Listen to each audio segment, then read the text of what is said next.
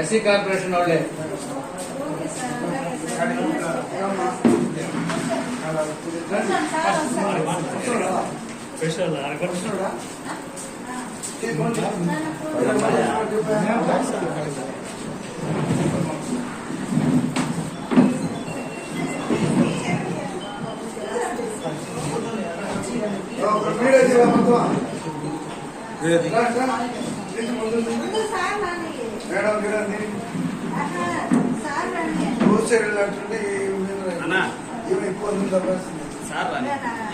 నేనే దబాయి లేదు సార్, నాకు ఇచ్చిన డ్యూటీ నేను రాస్తున్నాను.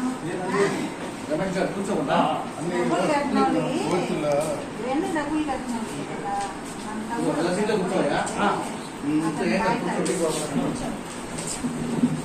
కూర్చోవచ్చు కదా బాబా, కూర్చోవచ్చా? ఫోన్ చేయండి. చెప్పు. అవును, మాకు ఇచ్చిన డ్యూటీ మేము చేస్తున్నాము.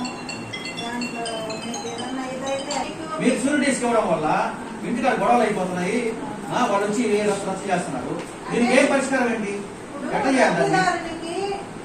నోటీస్ పంపినప్పుడు మాకు గడువు ఇచ్చింది, మేడం గారు మాకు గడువు ఇచ్చింది ఏప్రిల్ లోపల మీరు మొత్తం చెల్లించి చేసుకోమన్నారు. మాకు చెల్లించే పరిస్థితి లేదు.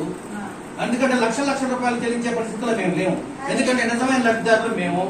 ఇప్పుడు మీరు మాకు ఇన్ఫర్మేషన్ ఇవ్వకుండా షూరిటీకి ఆ విధంగా చెప్పడం వల్ల, వాళ్ళకి నోటీసులు సర్వ్ చేయడం వల్ల వాళ్ళు మా కుటుంబాల మీదకి వచ్చి వాళ్ళు పడే బాధ అది ఎవరికి చెప్పాలా? మేము వాళ్ళు వచ్చి మమ్మల్ని ఇబ్బంది పెట్టామంటే మేము ఏం చేయాలా? ఆత్మహత్యలు చేసుకొని చచ్చిపోవాలా? మేము ఎంత నాశనం అయిపోయామో మాకు తెలుసు. మీరేమన్నా పెట్టుకున్నారా? మా కార్పొరేషన్ వాళ్ళు మీరు ఇచ్చిన వాళ్ళు మీరు పెట్టుకున్నారా? లేదు కదా. కలెక్టరేట్ ఎవరు పెట్టారా? లేదు కదా. ఇంకేదైనా గవర్నమెంట్ సెక్టర్లో పెట్టారా? లేదు కదా. మీరు పెట్టకుండా మా కేసు ఏ విధంగా సహకరించకుండా మీరు వచ్చి మమ్మల్ని డబ్బులు కట్టలేదు ఈ విధంగా చేయడం అంటే మాకు ఇబ్బంది పడుతున్నాం మేడం. దయచేసి మీరు 2016 నుంచి నెక్స్ట్ గవర్నమెంట్ వచ్చినాక మీరు తెలుగుదేశం ప్రభుత్వం చంద్రబాబు నాయుడు నాయకత్వంలో దళితులకి అవకాశం. ఆ రోజు ఒప్పందం ఏంటి? మేమే గవర్నమెంట్ ఆఫీసర్కంతా మేము పెట్టుకొని మా డ్యూ పాంగా మిగతా డబ్బులు మీకు ఇస్తాం, మీరు జీవన ఉపాధి కల్పిస్తామని చెప్పారు. ఆ మాట పెట్టుకొని 5 ఏళ్ళు ఏ ఊరు చేయాల మాకు బండి చేశారు. సంవత్సరానికి 1,50,000 రూపాయలు ట్యాక్సీ రూపాయలు అయితేమి ఈ రూపాయలు అయితే ఖర్చు అవుతుంది బండికి. నువ్వు బండి వాడుకోపో. కరోనాలో 2.5 సంవత్సరం మూల పెట్టి తుప్పు పెట్టిపోయి ఎందుకు పనికిరాల? టైర్లు పనికిరాల, టీంలు పనికిరాల, అంతా అయిపోయి చెట్టుకోవడం పుట్టుకోవడం అయిపోయాడు. బతికేది కూడా కష్టం అయిపోయింది. నెక్స్ట్ వైసీపీ ప్రభుత్వం వచ్చింది. ఎవరిని ఇబ్బంది పెట్టలా. వాళ్ళని ఆ గవర్నమెంట్ కూడా అడిగాను మేము తోసిమని. ఈ జిల్లా మంత్రులను అందరూ అడిగి స్టేట్ దాకా నడిపే కథ ఉన్నాయి. ప్రభుత్వం ఉన్నాయి. మీ ఎస్సీ కార్పొరేషన్ కి పైనుంచి పెట్టాము, స్టేట్ కమిషన్ పెట్టాము, చేస్తానని చెప్పారు. వాళ్ళు చేయాల. ఆనాటి ఫలితమే మొన్న మనిషికి 1,20,000 రూపాయలు ఇంట్రెస్ట్ తోసారు.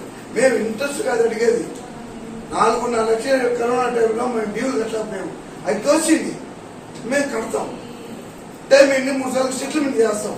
మీ డబ్బులు మాకు వెళ్ళా, మిమ్మల్ని అడగబెళ్ళా. మీరు కలెక్టర్ చెప్పారని మీరు వెళ్ళకొస్తే ఇది తీవ్ర పరిణామాలు వచ్చి ఏ దానికి పోతుందో అర్థం కాదు.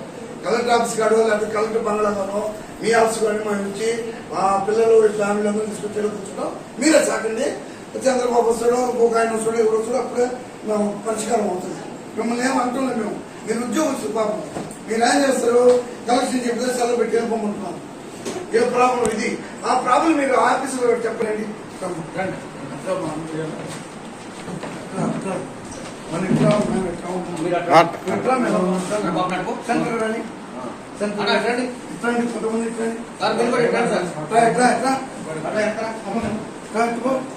అందరూ కొడతారు.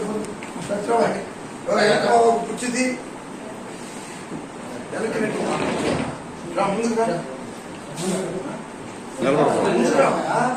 ముందుకు వచ్చి అన్ని ఫోటో చేస్తారు. వెనకాల ఎందుకు తెలుగు ఫోన్ కాబట్టి మనిషి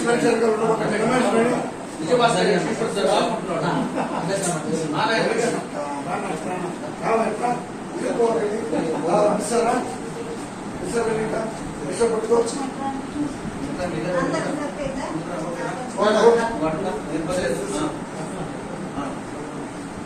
సార్ రాగానే మీరు ఇన్ఫర్మేషన్ ఇచ్చి మా బాధను చెప్పండి. రేపు మళ్ళీ మీరు కలుపుతున్నారు. ఎన్ఎస్ఎఫ్డిసి రుణాలను రద్దు చేయాలి. ఎన్ఎస్ఎఫ్డిసి రుణాలను రద్దు చేయాలి. ఎన్ఎస్ఎఫ్డిసి రుణాలను రద్దు చేయాలి. అక్రమ వసూలు, బలవంతపు వసూలు, బలవంతపు వసూళ్లు నశించాలి. ఎస్సీ కార్పొరేషన్ బలవంతపు వసూళ్లు ఆపాలి. ఎస్సీ కార్పొరేషన్ బలవంతపు వసూళ్లు ఆపాలి. నశించాలి. నశించాలి. అగ్రకుల అహంకారపు దురాగతాలు నశించాలి. నశించాలి. అగ్రకుల అహంకారపు దురాగతాలు.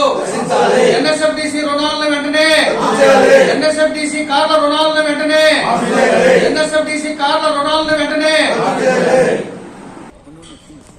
షార్ట్ లో వచ్చి తీసుకోండి. అసలు ఆయన ఉండదు బాబు రా బాబు, చేస్తాడు. ఆయన పడలేదులే.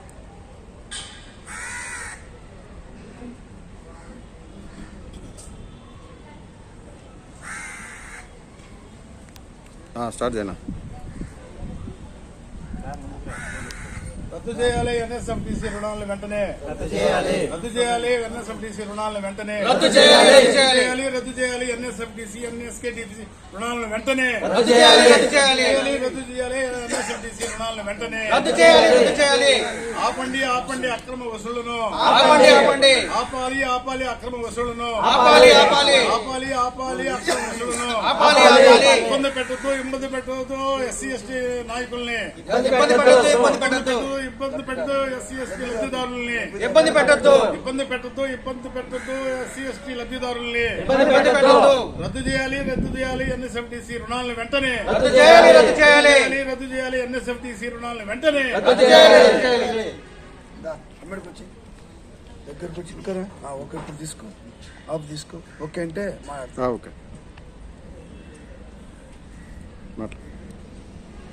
ఈరోజు ఎస్సీ కార్పొరేషన్ దర్గా మెట్లో ఉన్నటువంటి ఈడీ ఆఫీస్ వద్దకు రావడం జరిగింది. లబ్ధిదారులందరూ కూడా రావడం జరిగింది నెల్లూరు డివిజన్కి సంబంధించి. అయితే గత ప్రభుత్వం, తెలుగుదేశం ప్రభుత్వం హయాంలో ఏదైతే ఉందో ఆ రోజు ఈనాటి ముఖ్యమంత్రి చంద్రబాబు నాయుడు గారు ఎస్సీ రుణాల కింద జీవన ఉపాధి కోసం అనేక మంది, దాదాపు ఒక 200 మందికి ఈ జిల్లా ఎత్తుకుంటే కార్లు, ఇన్నోవాలు, అదేవిధంగా ఇష్టాలు అన్నీ కూడా ఇవ్వటం జరిగింది. ఆ రోజు ఒప్పందం ఏంటంటే మీ కార్లన్నీ కూడా ప్రభుత్వ కార్యాలయాలకు పెట్టి వాళ్ళు డబ్బులు మా డ్యూ పట్టుకొని మిగతా మీకు డబ్బులు ఇస్తాం, దాని ద్వారా మీ జీవన ఉపాధిని గడపండి అని చెప్పారు. చెప్పింది తప్ప ఎవరు కూడా కార్యాచరణ చేయలే. మేము ఎన్నోసార్లు అడిగాం అధికారులు, సార్ మా బండ్లు విధంగా పెట్టుకోవటం లేదు సార్, మీరు స్టిక్కర్ వేసి అంటించారు, పెట్టడం లేదు, తీసుకోవటం లేదని చెప్పిన తర్వాత అప్పటికి కూడా ఏ కంపెనీ ఏ ఆఫీస్కి కూడా పట్ల. సరే 5 ఏళ్ళు గడిచిపోయింది. ఆ తర్వాత వచ్చినటువంటి వైఎస్ఆర్ ప్రభుత్వం కూడా మేము ఎమ్మెల్యేలు అందరిని కూడా రిక్వెస్ట్ చేసి అడగటం జరిగింది. వారు కూడా ఈ రుణాలని ఏమాత్రం తగ్గకుండా, అయితే బలంతో వసూలు చేయలే, వాళ్ళు వదిలేసినారు. తర్వాత మళ్ళీ చంద్రబాబు వచ్చిన తర్వాత మేమంతా కూడా రిక్వెస్ట్ చేసి హైదరాబాద్ నారా లోకేష్ అందరూ పోయి కలిసి దీన్ని మినహాయించండి, 2.5 సంవత్సరం కరోనా వచ్చింది, మీరు ఇచ్చిన ఇదిలో కట్టలేకపోయాము, దాన్ని మినహాయించి మిగతా డబ్బులు కట్టమంటే డ్యూలు కడతామని చెప్పడం జరిగింది. వాళ్ళు సస్యరామని బలవంతంగా వసూళ్లు ఇటీవల బలవంతంగా పెట్టి ప్రతి ఒక్కరు ముక్కు పిండి వసూలు చేస్తున్నారు. వాళ్ళు సూసైడ్ చేసుకునే పరిస్థితికి వచ్చినారు. అందుకని ఈరోజు వీడి కాడికి వచ్చి చెప్పడం జరిగింది. ఏమని, సార్ ఇది పరిస్థితి, మీరు కలెక్టర్కి చెప్పండి, మీరు కలెక్టర్ మీరు వచ్చినా మీకు వసూలు చేయరు, అక్కడ ఏదైనా జరిగితే ఏ లబ్ధిదారికి ఏదైనా జరిగే బాధ్యత ప్రభుత్వము, ఎస్సీ కార్పొరేషన్ ఈడీ గారు, కలెక్టర్ గారు బాధ్యత వహించాలి ఈరోజు చెప్పడం జరిగింది. వారు మీటింగ్లో ఉండగా మాకు అపార్ట్మెంట్ ఇవ్వలేదు, రేపు ఇస్తానని చెప్పారు.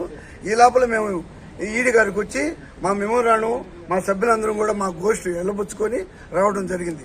తక్షణం మీరు ఆలోచించి మేము ఏదైతే కరోనా 2.5 సంవత్సరం ఉందో ఆ డబ్బులు లెస్ చేసి, ఆ డ్యూలు లెస్ చేసి మిగతా డబ్బులు నిదానంగా మీరు కట్టించుకోండి, కట్టేదానికి సిద్ధంగా ఉన్నాము. అంతేగాని మీరు అప్పటి నుంచి మీదో వడ్డీతో వేసాము, రుణాలంతా మాపే అయిపోయని చెప్పి అందరూ సంబరం చేసుకునే తరుణంలో మీరు తోచేసిందంతా 1,00,000 రూపాయలు.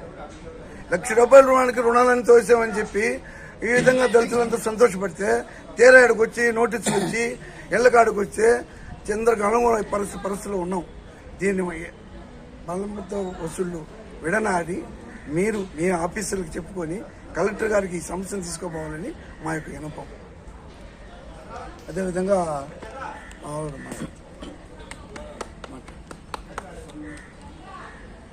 అందరికీ జై భీమ్.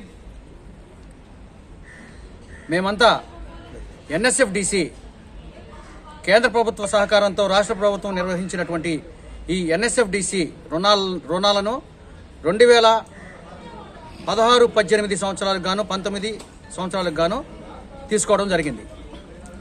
ఆ రుణాలు కొంతమంది ఇన్నోవా కార్లు, ఇథియోస్ కార్లు 2 తీసుకోవడం జరిగింది. అప్పటి ముఖ్యమంత్రి గారు చెప్పింది ఏంటంటే ప్రభుత్వ కార్యాలయాల్లో మీ యొక్క వెహికల్స్ని పెట్టుకొని దాని ద్వారా మీరు జీవనోపాధిని పొందమని చెప్పారు. కానీ అప్పటి నుండి ఏ ప్రభుత్వ కార్యాలయాల్లో కూడా మా బండ్లు పెట్టుకున్నది లేదు. మాకు ఎట్లాంటి సహకారం అందించిన పరిస్థితి లేదు. కానీ తదుపరి వచ్చిన గవర్నమెంట్ కూడా మాకు ఎలాంటి సహాయ సహకారాలు ఇవ్వలేదు.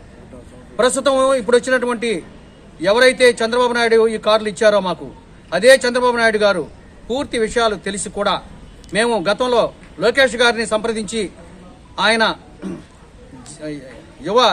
యువగళం పాదయాత్రలో మేము అతనికి అర్జీలు ఇవ్వగా తప్పకుండా మీ రుణాలను మాఫీ చేసే దిశగా పరిశీలిస్తానని చెప్పడం జరిగింది.